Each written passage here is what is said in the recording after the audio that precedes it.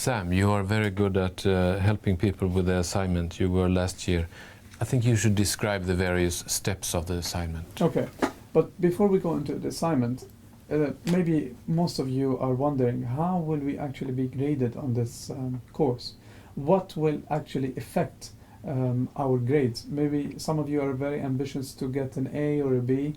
So what you have to do is you have to really perfectly do the final assignment, because that's what is going to determine your grade. But in order to pass the course, you have to pass the exam, which is going to be either pass-fail.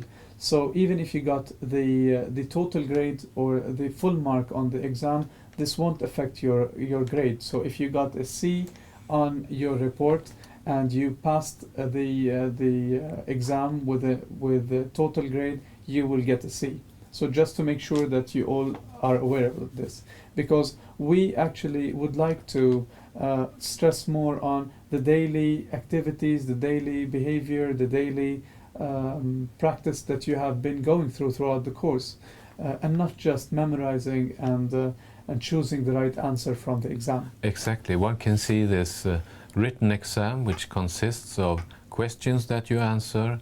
It will probably be multiple choice questions. This is our way of securing that you know all the basic facts of the course. You can understand the theories, you can apply the theories by answering these questions, but we do not give you a grade for this. It's just pass and fail. Yes. So if we go back to the assignment, the final assignment is about how you can improve your communication weaknesses or communication strengths. You might be wanting to increase the strength, or you might be wanting to improve your weaknesses or your flaws in the communication skills. So the first step is to actually be aware or become aware of what is my weakness, or what are my weaknesses, what are my strengths into communication skills.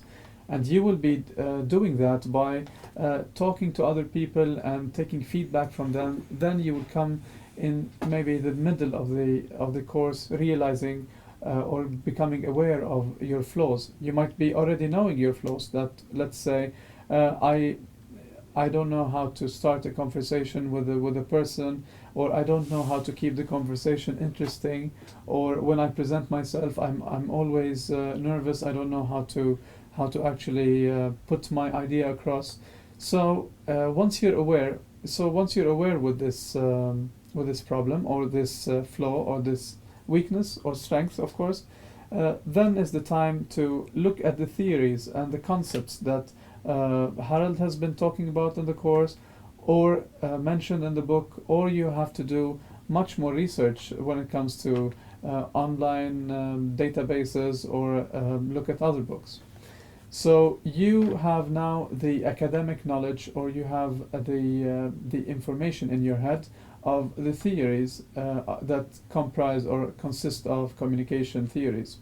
So the first step was about being aware of your weaknesses and strengths.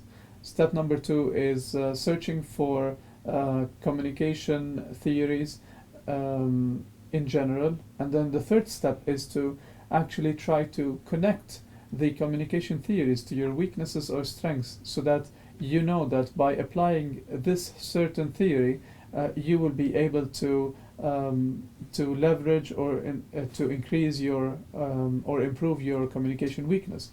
So, for example, if we talk about presentation, maybe I'm not good at presenting or starting a presentation, so I come across this theory called creative structuring of information, and then I know that creative structuring of information is actually a good solution to my presentation weaknesses. So now you connect them, and this is the third step. The fourth step will be putting a time frame of when or how much time do you need until you reach your goal, or how much time do you need to improve your skill, communication skill. And finally, to write the report about those steps that I have talked about. So that's very simple. You have to look into yourself. It is an assignment to help yourself improve. And I must comment on this. Some students thought that we will only get a high grade if we improve very much during the course. And to some extent it may very well be like that. But you will be graded according to how well you reason around this, because in your report you will relate the theories of the course to your own behavior. And much of the exercises and also the final report has this dimension of you reflecting on your behavior and you reflecting on your thoughts about your behavior and how you do this in relation to the theories we have discussed during the course. So it could theoretically be an example of a person, a student in the course, who thinks initially he or she is very good at communicating, and step by step discovering that you have many flaws, you are a bad person, and you are thinking very strangely, and finally you realize, I don't know what to do about it. But you relate it all to the theories in such an impressive way that you still get the highest grade. Yes. So you are going to contribute a lot in the course. So every time you're going to do an exercise, you have to reflect on it. And by reflecting on it, I mean you have to answer the set of questions. But those will guarantee that you continue the course. Those won't be graded. So you won't get a grade on actually doing a very good job on reflecting on your exercise, because it is called a reflection. It will show us how much you learned from the exercise and the lectures. So in order for you to guarantee that you continue the course, you have to finish those individual reflections.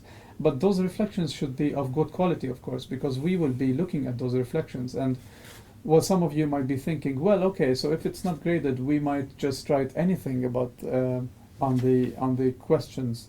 But that's not true, because we will also be evaluating those and seeing if you're really serious about what you're doing or not. Because everybody who wants to take this course is really interested and serious. If you're not interested in the theories, you can pass the course easily, but then what would you have gained from the course? I think nothing. But I would also say, I don't think the risk for anybody cheating in this course is really low, because we have designed it so that the exercises are step by step more difficult and will enable and allow you to reflect more deep on your own behavior. And then finally, when you make your final report, this is not an